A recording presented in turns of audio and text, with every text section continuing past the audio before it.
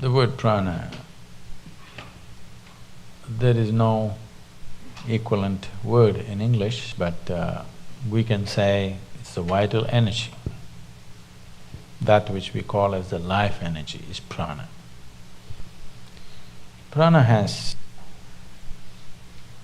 10 different manifestations in the body. But for the sake of understanding, we'll bring it down to 5. These 5 are referred to as 5 vayus or pancha vayus. This is prana vayu, samana vayu, udhana vayu, apana and vyana. They're in charge of different dimensions of what happens in this human mechanism. This is an endless subject if I speak like this. I'm just trying to abridge it in a sensible manner. Taking charge of this. Yama means to control or to take charge. Pranayam means a method with which you want to take charge these pancha vayus. Because how your body functions, how your mind functions, how the whole physiological framework, this human mechanism, how it functions, is determined by this energy. This is an energy, it is an intelligent energy in the sense it carries a certain amount of memory. The karmic memory of the individual person is imprinted on this energy, so in each person, the prana functions in a different manner. It is unique to each individual. It is not like… it is like electricity. Electricity is not smart. It can light up the the light bulb, it can run the camera, it can, run the air conditioning, it can do million things, but not because of its intelligence. It does the same thing, always. Because of a particular device, a certain thing happens. But now I'm talking about, this will happen in future, that you may have smart electricity. It is not far away. In the next 50 years, you may have smart energy, that the energy behaves in a particular way. You can make it behave in a certain way because you can imprint certain memory upon it. So this is an intelligent energy where a certain amount of imprint is there. Because of that, it functions in a specific manner in an individual person. That is going into an extremely refined form of pranayam where we particularly design something for an individual person because he's in a certain way. For that, to come to that level, it will need a general level of pranayam where it takes care of these 5 vayus. If one has a certain mastery over these 5 vayus, there is no such thing as physical ailment or particularly psychological ailment is out of question.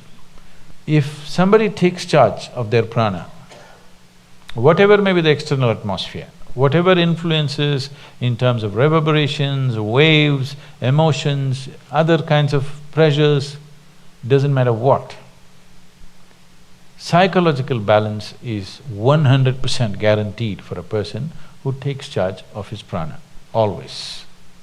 When I say balance, maybe most of you won't be medically considered imbalanced, but a whole lot of people are psychologically imbalanced. Suppose you have a hand. Suppose this hand simply pops up right now. It pokes into your eyes and it scratches you and beats you. If your hand starts doing this, there is a sickness, isn't it? At least your hand is sick. Let me not blame the whole person. At least your hand is sick for sure, isn't it? Well, this is what most people's minds are doing. Every day it scratches you from inside, makes you cry, make you bawl, make you worry. In so many varieties of suffering, it pokes your eyeballs out many times. Is it not doing? It is sick. Maybe in a socially accepted manner, but it is sick. So one who takes charge of his prana can be 100% assured his psychological balance is there, you cannot shake it.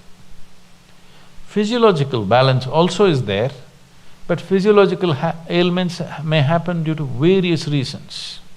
One thing is there are infections and other, organisms who want to live. Yes, they want to live.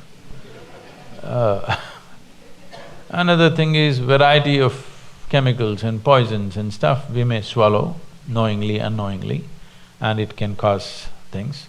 So physiological ailment is, I would say, 90% guaranteed that it won't happen. But psychological well-being is 100% guaranteed.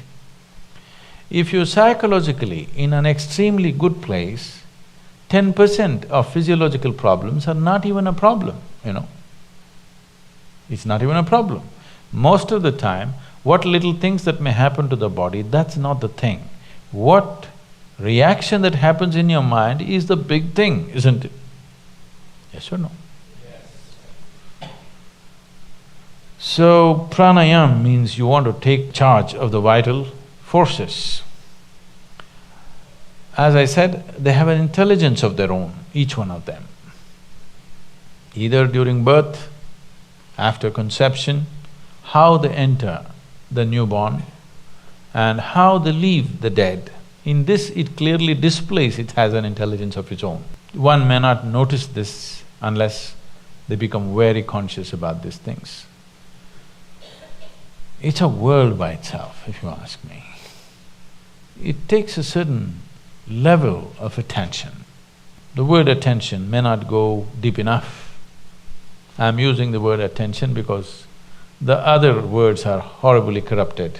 Awareness and this and that are badly corrupted. So I'm using the word attention, but the word attention is not suggesting what is needed. Just mental alertness is not enough. It has to become really attentive.